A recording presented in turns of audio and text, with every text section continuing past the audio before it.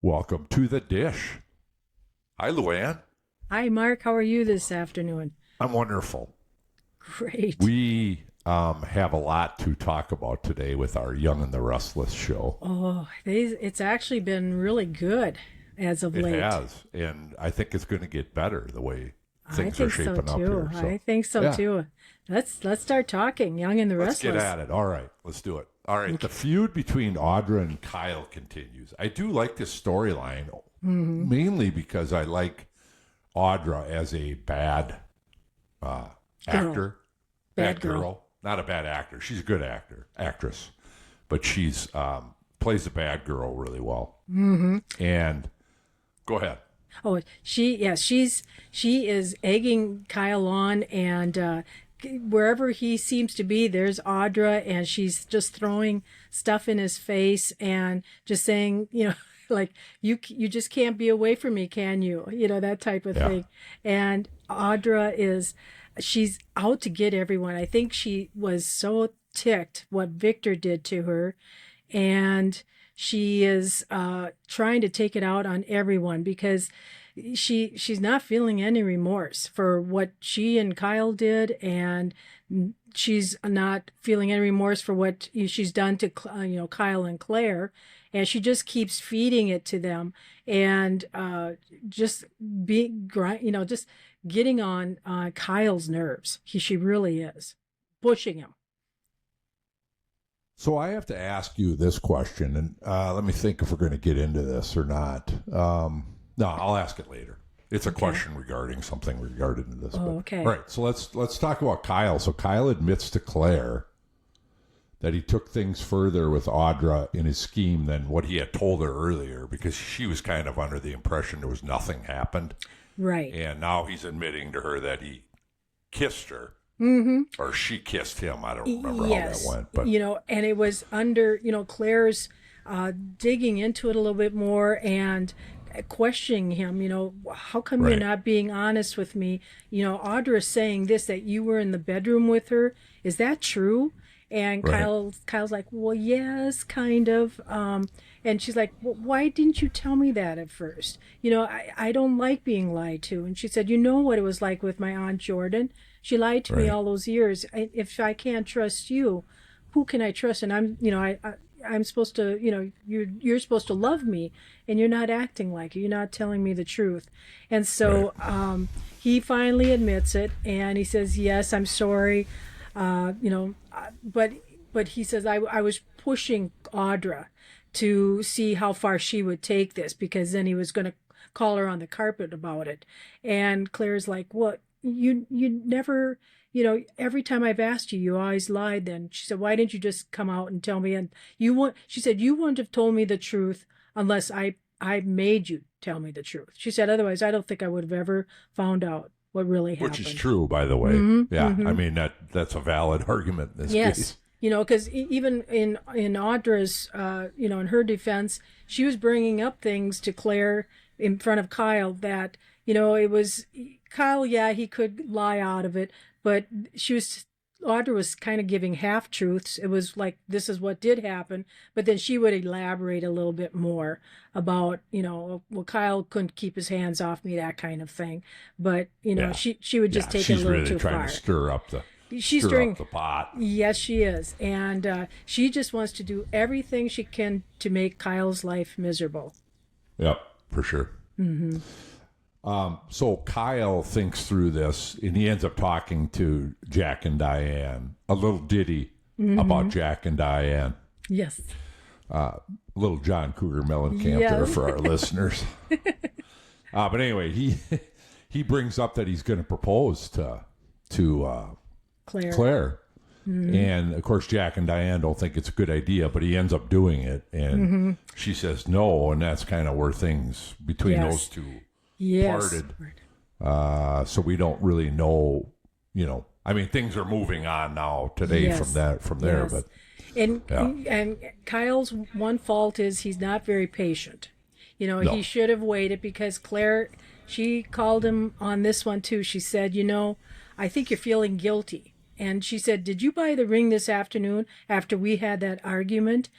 And I think he was trying to get out of it a little bit, but it came out that, yes, I did. And she said, well, I'm sure it was because you felt guilty, and this is why you're doing it. And she said, I don't doubt that you love me, because Claire knows Kyle loves her. But it's just the untruths that or half-truths that he's been telling her. And I think for Claire, because of her growing up with Jordan and the lying and lies that were being told her, that's the one thing she's looking for in a person is the truth.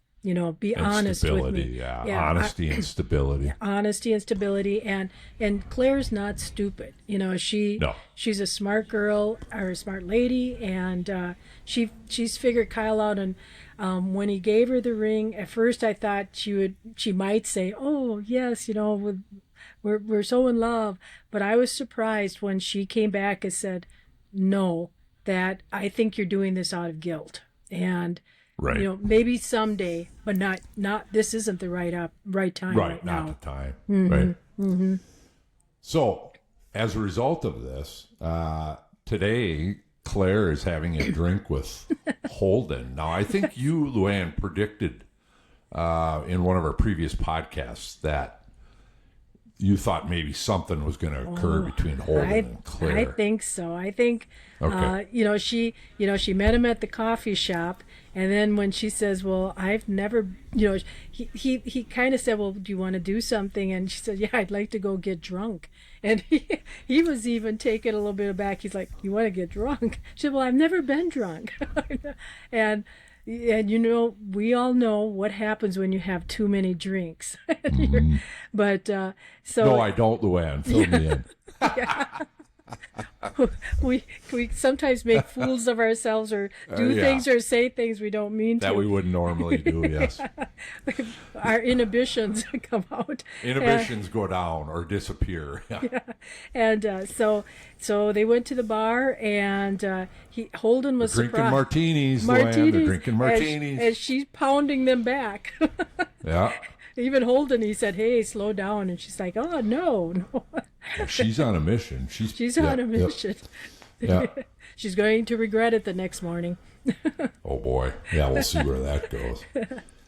All right. So earlier, Audra had asked Nate. She was trying to explain her way out of this, how all this stuff occurred on the island. And she didn't do very well. And as I was watching that scene, I'm like, I don't know, is Nate going to buy this stuff? As she's going on and on about it. Yeah. And I don't think he did. No, he did not. Which I was like, way to go. Right. Way to go, Nate. Yeah. I was hoping he wasn't going to just forgive her, because she doesn't deserve that. No, she doesn't. And Nate questioned her on everything. And he would make, he would say, "Okay, but you did this. Why did you do this?" And he said, "You had a choice." And she's like, "Well, I wanted, I know I wasn't the right thing to do," but she was giving excuses. And Nate was tired of the excuses, and Nate had really loved her. And he did. He cared about her. Yes, and Audra loves him too. I know she does. And you and I have both talked about how we liked that relationship, because Nate at one time was Nate the Snake. He was he and Audra were a perfect pair together. And he's been a good guy. I mean, before when he was a doctor, he was a good guy. Oh, he was. He has a conscience. I don't know if Audra really does. She doesn't. I don't. She lets so. it go. I don't care. She doesn't care. Yeah. But Nate, and she begged for forgiveness. Please take me back, and he pretty much said no. And then he told Devon and Lily, "It's done between us." And so they were sorry. They were sorry that it happened. But they said, "Hey, we kind of, we know what Audra's like, so it doesn't surprise us." But it'll be interesting. I have a feeling now, just to go off a little bit, that I think Nate will reconnect with Victoria again. I was just going to say that. Yes. Good minds think alike. Yes, we do. We've been doing this so long. Yeah, right. Yeah. Yes, I was going to say the same thing. It's kind of like you can see it when they sat in the park and had that conversation that one day. It's like, Yeah, I see romance budding here. In fact, I think I said it out loud. Yeah. They'll rekindle that romance that they once had, because they had a nice relationship too.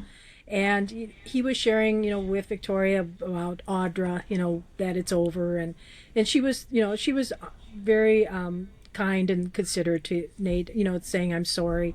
But I think from this point on, they'll console each other, and then they'll find each other again.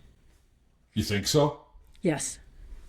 Cool. I would like those two as a couple as well. I think that'd be a good couple. Yes, I think so too. I agree. Yep.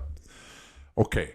So today, towards the end of the show, Audra walks into the restaurant, into the bar, and Holden and Claire are in the process, as we've already mentioned, of having their martinis. And I think, like you said, Claire was on her at least second one. I'm pretty sure. For sure. And I thought, ooh, this is going to be fun. And, that's kind of where it ended. But what do you think is going to come out of that scene, Louie? I either, because, now Claire has some drinks in her, and you know what happens? Like for quiet people, when they have a few drinks, all of a sudden they get loud and boisterous, and they have a little more courage. And I think Claire's going to have a little more courage with those martinis. And I think she's going to come on to Audra with a cat fight. I think she's going to come after her. And Holden will probably be trying to break them up, because Holden knows Audra very well from their past relationship in Los Angeles. So he knows what Claire is going to be dealing with, but he doesn't know Claire that well. So I think he didn't speak very highly of Audra. Holden in the past, when they had their past relationship. Yeah. So right? I think right. So I think Claire and Audra are going to have it out.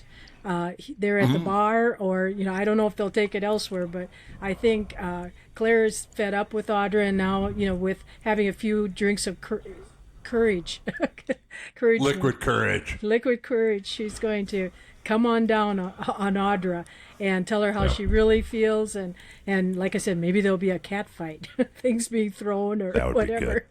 Yeah. Yep. And then Holden will be there to rescue Claire, and then we'll see what happens there, because if Claire is, it depends upon how much Claire has had, or how much more Claire drinks after her encounter with Audra. Do you think Claire and Holden will end up having a romantic interlude? It could go both ways. Either she, I think they might. I do too. Because it would make an interesting storyline. Yes. Because she's kind of the, I don't want to say she's not a goody two shoes, but she's really pretty, Yeah. She's pretty buttoned up. She's pretty put together. Yeah. So, the only thing, it could go two ways. Where, yes, I think she and Holden will be together. One would be that he's just bringing her home, to his place, just because she's passed out or whatever. And maybe nothing happens, but he's just giving her place. So she wakes up the next morning and goes, wow, what happened? And, if he's honest and says nothing. Or she might, again, the liquid courage, she might feel some passionate, or not even know what she's doing. And, she and Holden are really together. That happens a lot on soap operas. Yes, yeah. And she'll still wake up the next morning and think, what did I do last night? Where am I? And feel guilt. She might, if her and Holden really did something, she'll have some big guilt over what she did. And now she has some explaining to do to Kyle, or it's like, I'll be true to him from now on, and then we'll see what happens. But then she'd have to almost forgive him for his indiscretion. Right. But I see I think something more will happen after that evening of drinking. I think so too. I do too. I think it would make for a good storyline. Yeah. And that's what would you do? Oh, go ahead, Louie. And you were asking me what I would do with that current storyline. That's what I would do. What would you do with this? Yeah. Okay. How about the other storylines that are going on? What would you do with like Well, Kyle and Claire is kind of the main one, I guess I would ask Kyle you and Claire about, right but, now. But that's what I would do is have those two together, and it could go either way. And that's the part we don't know. Does she have a conscience and realizes what she's doing? And it's kind of like, no, I just wanted to have some drinks with you, get drunk, and nothing more. Or I would make it so that she's with him, and we may not know, were they really together or not together, but in the next morning they end up together. They are together, Oh, yeah. That would be interesting. And if they were together, what might happen, in 9 months, and then if she's with Kyle at the same time, because it's soaps, and yeah, right. There could be several dad. Who's the dad? Who's daddy? It'll be like what talk show was that? There, the guy always did pregnancy tests. The blonde-haired guy. Anyway, it doesn't matter. Yeah. You are not the father. You'd always do this reveal where he'd open up the envelope. I don't remember that show. Oh, he had a talk show for years, and then his talk show went, what would you say, kind of National Enquirer. It was just kind of trashy. Yeah. But anyway. And, one of the storylines I would do is, because Victor is bound and determined, he and Kane are going to partner and bring down Jabot. And so it will be what I would do is have something happening with that, and Phyllis is in the middle of that too, and work on something with bringing, because Phyllis hasn't really done much, but to bring her in, because she said she's willing to go the route for Kane, and he doesn't have to take the repercussions for it. She said, let me be it. Let me take the heat for this. And Kane's like, no, I don't want to. Because she said, I know how to get into some of those systems. And Victor alluded to Kane that he knows what properties he has with AI, that he can go into some of these companies and fix their numbers. And Kane said, no, I don't have something like that. And Victor kind of looks at him like, I do my investigating. I know you do. And he said, I want to because Kane said, well, that would be a lot of power for one person. I don't think you want that. And he said, yes, I do. And he said, and you're going to help me. So I could see them trying to bring down Jabot. And then you've got Billy and Sally. Today, he asked her to move in, and this is a recipe for disaster, because every time, and she even said, every time I move in with someone, it's not good. It's a beginning of the end. And so I could see something there happening, and it sounds like Billy is all excited about his startup of Abbott Communications, and so we'll see what happens with that. And he still wants to get Chancellor back, and I don't think that's going to happen for him. I don't think Billy just doesn't know how to apply himself, and he always has great intentions, but he never has the follow through on any of these things. Yeah. That's why I always thought him and Phyllis were a good match, because Phyllis is kind of the same way. She's all over the place. They have these grandiose ideas. Yep, exactly. And it never follows through, and it always falls apart. And, when Billy and Phyllis were together years ago, I know. And in fact, it was the other Phyllis. I can't remember. And that's actually, right. I liked those two together. When they first started having their affair and behind Jack's back, that was some good Young and the Restless episodes. Very sudsy. Very sudsy. But so that's what I would do with those storylines. I've been reading something that Billy is going to have a big party for Abbott Communications, kind of a breakout party for inviting everyone, and it sounds like something's going to go down there. I don't know exactly what, but Kane may have a piece in that too, and we'll see what happens. Interesting. Yeah. All right. So our research department, Luann, found some interesting data. Who is in the research department? I can't remember their names. Okay. I think it's Barney and Fred. Barney and Fred. Yeah, they don't want to be mentioned. No, right, exactly. They prefer to work behind the scenes. Yes. All right, so we got a couple of new this is what they found. We got a couple of new cast members coming to the Y&R. Good. Tamara Braun is going to be casted as Sienna. Yeah, that's a new... Yes, and that's new character. New character because... New character, yeah. Yes, because because after you posted this for our agenda, I thought, well, I'm going to Google it because I had not heard this. And she had been on General Hospital and One Life to Live. Yep. And they said a new character that she has connections with some of the people in Genoa City. So it'll be interesting to see how they tie that. Yeah. Yes, who she has connections with, and either she'll bring them down somehow, or it. So stay tuned. We don't know. That's good though. I mean, I don't mind them bringing new characters because they need to mix it up a bit. Terry was very distraught on our podcast yesterday because of the repetitiveness of the Bold storyline repetitiveness. Yes. And I said, you and I have had these similar discussions with Young and Restless as well. Yes. So, yes. Yeah. Like we talked about, I was surprised that they took Damien off already because the character was just starting to come around. Develop. That's a good word. And then they killed him off. It's like, I know. We need new blood in Genoa City. And yeah. I wish sometimes they would just kind of take a character because they don't have a lot. They don't have history to repeat there, so they could take that off if they're listening to our podcast. Yes, they could spin off of that. Yeah, which I'm sure they are. Yeah. I'm sure they are. I'm certain. I'm certain too. And the other, so they're adding another male actor, and that's Roger Howarth. And he's going to be in a new mystery role. They're not really revealing. Wow. Now, maybe you found more because it sounds like you. Yes, because like your research department in Canada did some research. Yeah, I tried to think of the Canadian name.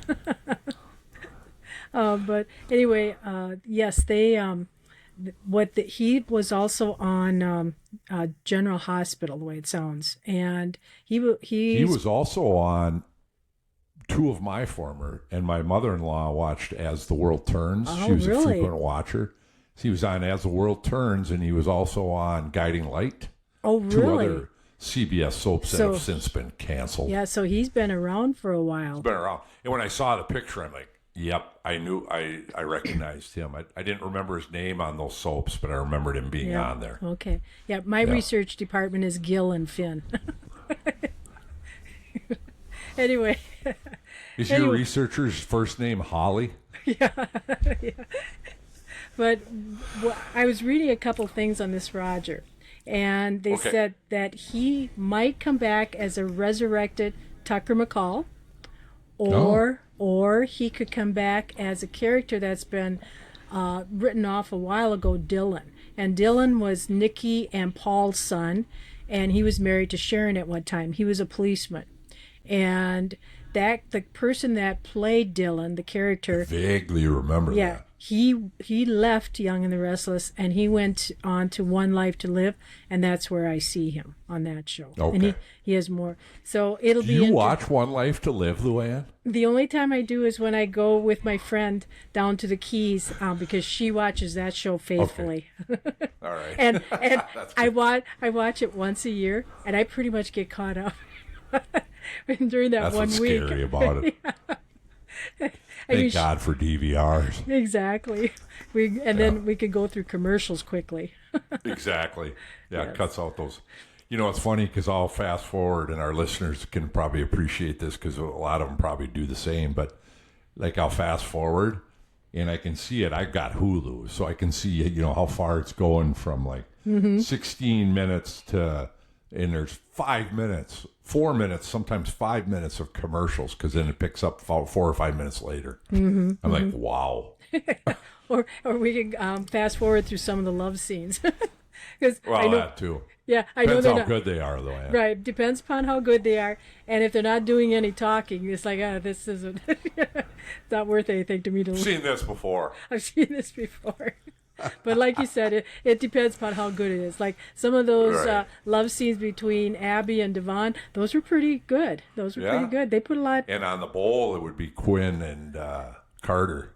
Yes, Quinn and Carter. Discussion's been had a few times. Yes, Terry those were very good. comments on that one, and so do I. They put all of themselves into that scene. That was good. They do. Yeah. Yep, exactly. You got anything else to close with, Luann? Well, the only thing I was just going to comment is this past week, not this week, the past week on last Tuesday, Kane was on a Tuesday episode. He was reminiscing about what has occurred to him over the last several years while he's been away from Genoa City, and how he made his millions. And there was some touching scenes between he and his father, Colin Ashby. And Colin was played by Tristan Rogers, who died of cancer about a month ago, or sometime in July or August. And apparently those were some of the last shows that Tristan filmed. Because he had been on, I think it was General Hospital, and so he was already done with the show, but he had taped a few of these episodes. So the character who played Kane said it was very touching that he could, film these scenes with him to experience, performing with Tristan, and. It was a nice farewell to Tristan Rogers, too, for the Young and the Restless. And they had a little, at the end of the show, a little memorial for him. So that was nice. That is nice. I liked his character when he played Colin. I did too. Show. Yeah. I did too. Yeah. He and Jill were really good together. Yeah. They were. He played a snake on that show quite well. He was a good actor. Yeah, and I think it's always, it's a good actor who can play a bad actor, and I think I agree. I think sometimes it's more fun for them to play a bad or evil character than someone that's always nice and goody two shoes. So, like Victor, for instance. Like Victor. Victor Newman. Victor is going the ultimate bad guy. He's kind of a good guy, but he's a bad guy. That's just Victor. Yeah, he's a good bad guy. He's a good bad guy. Yeah. We'll leave it at that. I'll leave it at that. All right, Luann, until we dish again, keep it sudsy. Oh, yes. And we're out.